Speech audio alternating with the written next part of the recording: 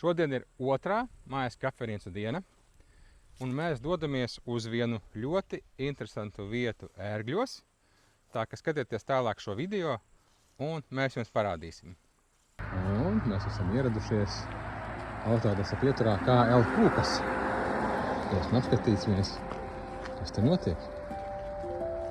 Izskatās, ka tur kaut kas notiek, un kaut kas saistīts ar kūkām. Ejam iekšā skatīties.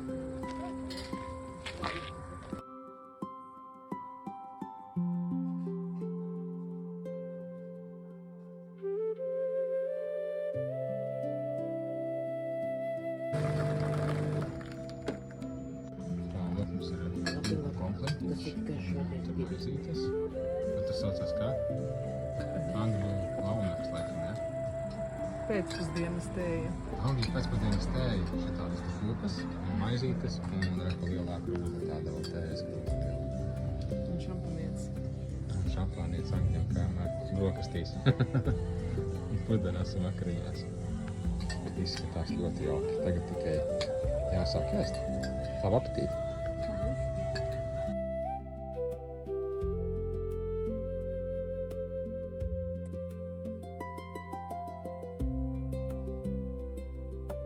Un mūsu mājas kafejnīcu dienu maratons ir noslēdzies.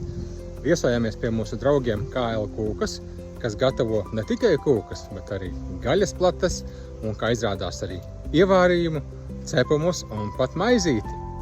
Tā kā, ja jūs interesē kādu no viņu produkcijām, tad piesakojiet viņa lapai Facebookā KL Kūkas.